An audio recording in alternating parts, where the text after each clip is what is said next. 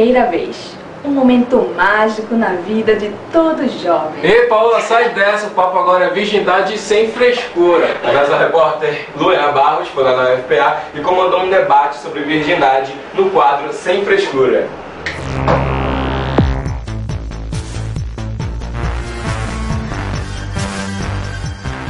Virgindade. O que na antiguidade não fazia a mínima diferença e na Idade Média era uma obrigação das jovens, hoje em dia é o quê?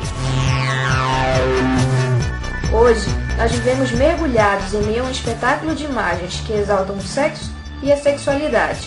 Em um mundo onde as relações são cada vez mais fluidas, onde o sexo é casual e os gêneros, masculino e feminino, se confundem para dar vazão a outras orientações sexuais. Em meio a tudo isso, como é que a gente pode discutir a virgindade? Então, aproveitando que a gente tem aqui hoje pessoas com atividades sexuais e orientações sexuais diferentes, o que a gente vai discutir aqui é como a virgindade é encarada pelos jovens nos dias de hoje. E a primeira pergunta, ela gira em torno justamente do que representa a virgindade.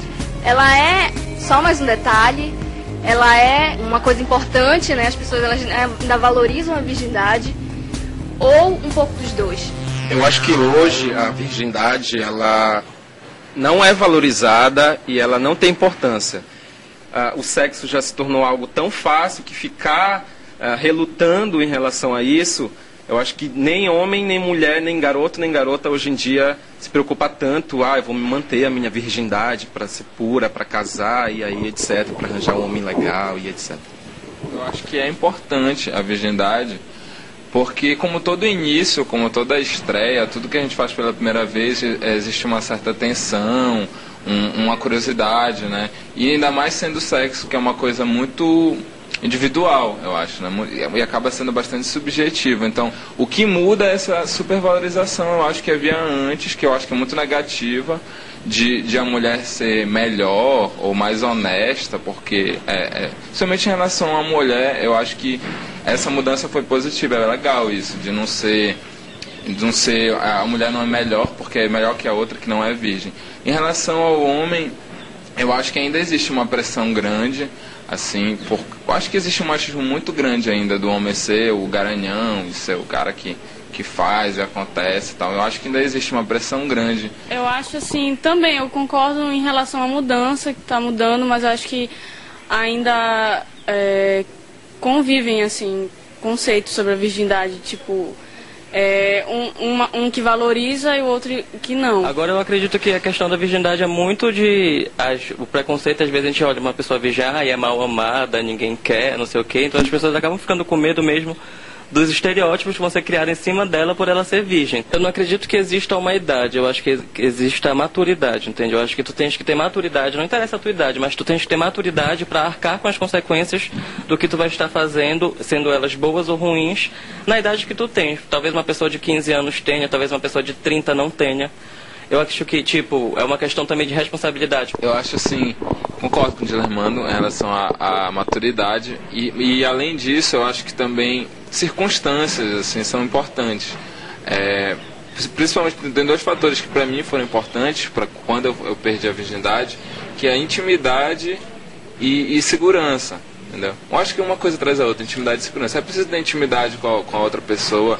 Às vezes tu gosta bastante, tu sendo virgem gostaria de perder a virgindade com aquela pessoa, mas tu não tem intimidade suficiente, tu não tem a segurança com o teu corpo, contigo mesmo. Hoje em dia eu acho que é importante tu ter uma certa maturidade, responsabilidade, fazer isso, porque é impossível deixar de pensar nas consequências, mas eu não sei se o sexo ele tem que estar necessariamente ligado à maturidade, porque é uma experiência que vai te trazer maturidade também. Então, eu acho que não tem idade, acho que isso é de cada um. E eu ainda vejo, assim, a sociedade cobrando essas coisas, assim. Você tem uma idade, então você tinha que ter uma experiência maior.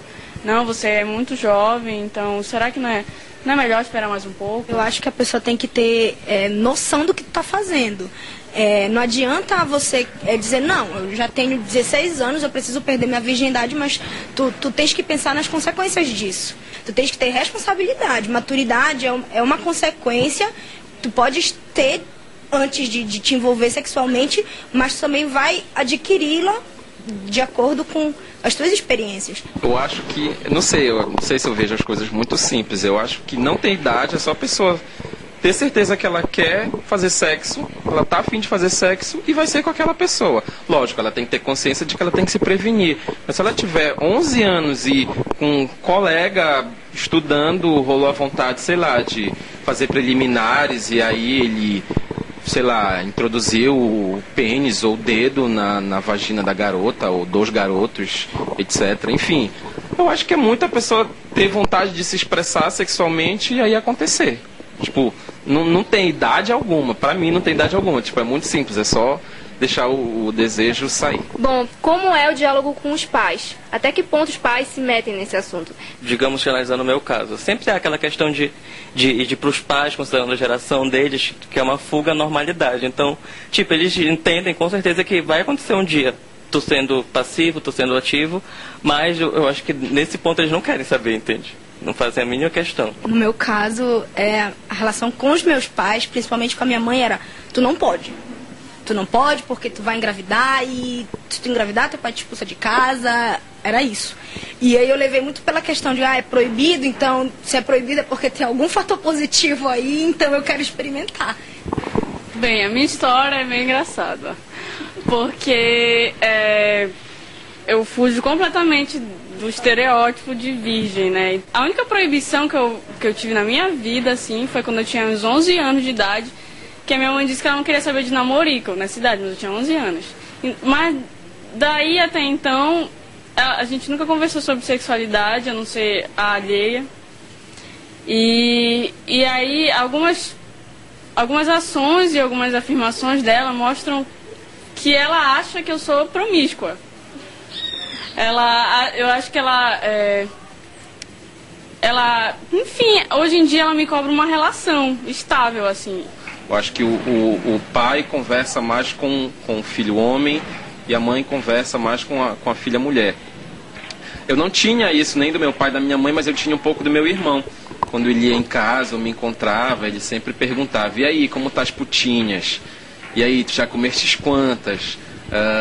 E aí sempre eu desconversava, até porque eu era virgem e tipo, já nessa época, 14, 15 anos, já não sentia interesse ou vontade de transar com mulher. Dos meus pais eu nunca tive essa pressão, não sequer tive a conversa. Mas do meu irmão eu tinha uma pressão muito grande, saca? Eu lembro de uma conversa que me deixou muito sem graça uma vez, que de um grupo de meus amigos ninguém sabia, ou poucos sabiam que eu era virgem. Aí começaram a falar de música durante o sexo. Porque eu escuto Led Zeppelin, porque eu escuto não sei o que, e tu e tal. Eu ficava assim, não, cara, prefiro não ter música, sabe? Mentia, assim. Então esse tipo de pressão era mais difícil do que a própria pressão da família, uma pressão indireta, assim, de participar das conversas e tal. Gente, eu vou ter que finalizar. Gostaríamos de agradecer a vocês, obrigada e até a próxima. Até a próxima.